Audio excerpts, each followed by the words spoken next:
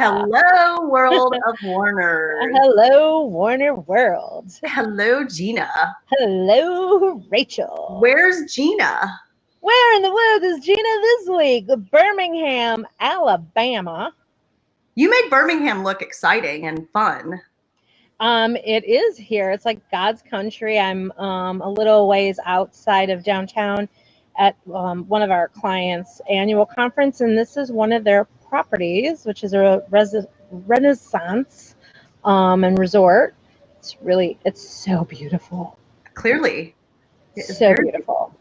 I'm just chilling out by the pool.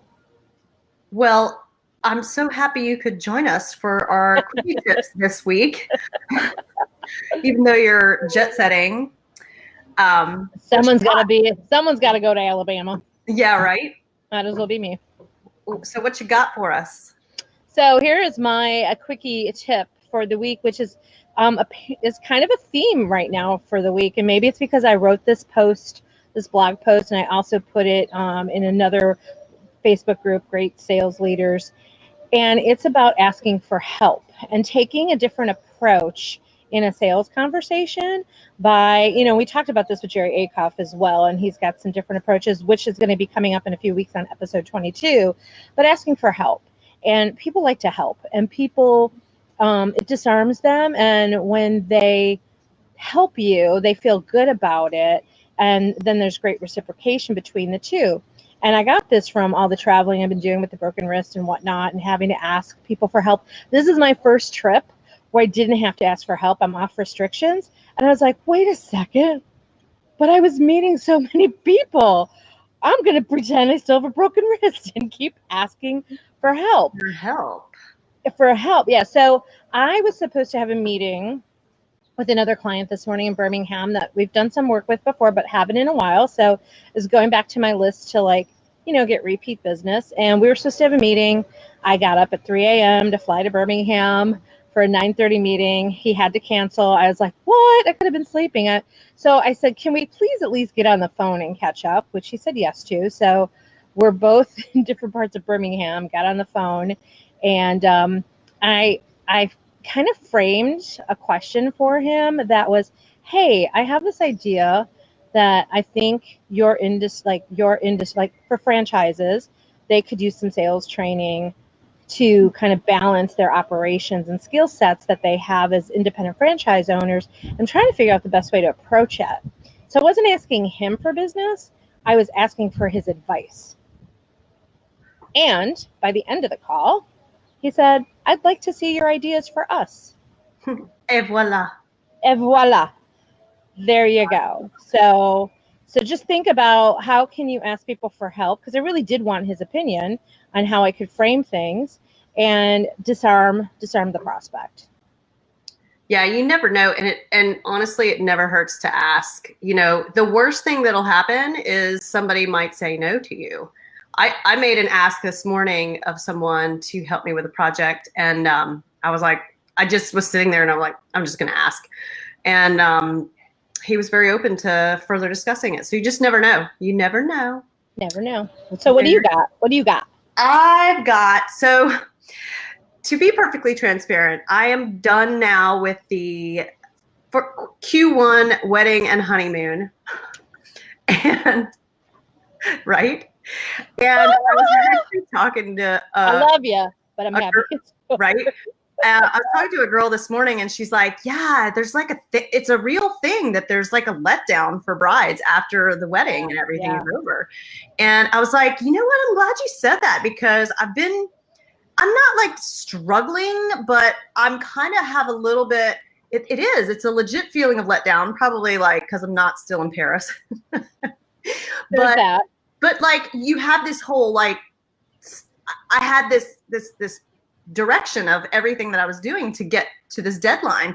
And now I'm back struggling to, I guess it is a little bit of a struggle to get my traction back, to get my momentum back in my business life. And so my tip for you is, if you ever fall into any kind of slump, I guess I'd call it a slump or a post-wedding letdown or whatever may cause that in your life, because we all get those peaks and valleys, is to just do the next thing. Do the next right thing, we say. just do what's next. Make the calls, like take action. Don't get inside of your head and start overthinking things, which I'm real good at, especially. You and I are both really good at that. Well, I think everybody gets good at getting inside your head. And there, the thing about it is nothing really that great happens inside your head. When the really good ideas take shape inside your head, you got to get them on paper. You got to take action for them to really come to fruition of whatever idea that is. So don't get stuck inside your head. Just take the necessary actions to get you where you want to go, because sometimes you're just in that valley and the peaks and valleys come. So that's kind of my tip for people, because I know you and I discussed that these peaks and valleys happen in personal lives and in business life. Sometimes you're killing it, and then sometimes you're like, what's going on? And it's just, you just got to keep going, taking those actions. And along those lines, we talked about that, and not to get churchy, and I'm not going to get churchy. The reason why I say that is because I actually heard a sermon like this in church about peaks and valleys, and actually he called it Summit. You climb up to the summit, right? And you're working your way to get to the top of the summit, and you're all excited, and the excitement to get to the top, and you got to the top, and you're like, oh, I did it. But you can't stay there.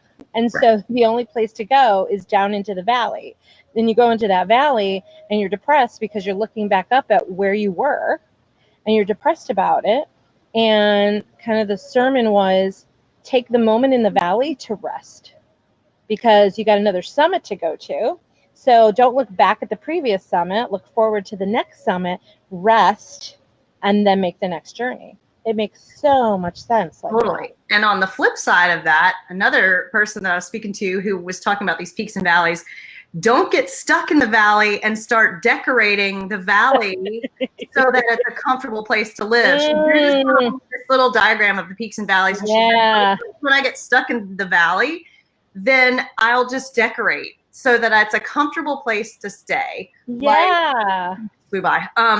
That like in your depression or your stuckness, that you're like, I'm just gonna turn on Netflix and get under a blanket, and then hopefully someone will bring me some food and I'll just stay here with this. So instead, don't decorate your valley of depression and blah. Start building your ladder, taking actions, like start building steps to get out of it to the next summit. And that's just in the form of taking positive action towards that. So like right now, to keep my brain from going into overdrive, if I'm like getting ready in the morning or whatever, I'll turn on some sort of audio program, some sort of audio book on Audible. So I'm learning something. So my brain doesn't have a chance to overthink shit.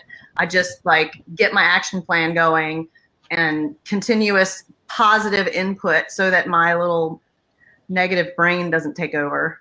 Sorry, a piece of paper flew by. Something flew by over here. I think it was a bug, though. My notes. Yeah, that valley can be called status quo as well. So whether it's personal or professional, you can get in a sales slump, right, in the valley.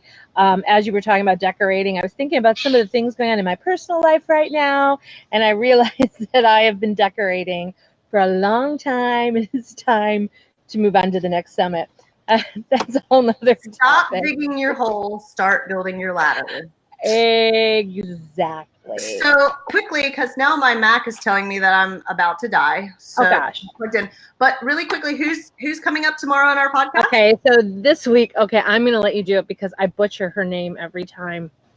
Niaje Wallace. Niaje, the beautiful Niaje Wallace is up this week, tomorrow, talking about sales funnels, and we're talking about nurturing your prospects, not just digitally, but also, the other touch points that you can do to continue to stay in front of people and get business. Yes, and Niaje is amazing. You can find her all over social media. Niajae. Niaje. And something that I have to take care of, because you and I kind of divide and conquer on our work, but we've got some exciting stuff coming up called Warner World.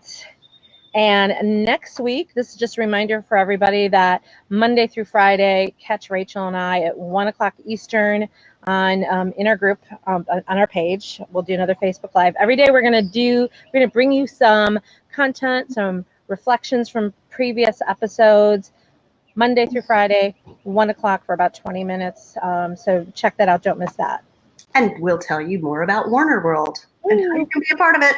Warner World. Warner World. All right, we got a blast because my computer might just die if I don't plug it in. So have fun in Birmingham, Gina, and you guys tune in tomorrow. WomenYourMotherWarnedYouAbout.com is our website, and you can find us on Facebook by the same name, Women Your Mother Warned You About. Love you. Love you, Rach. Bye, Warners. Bye.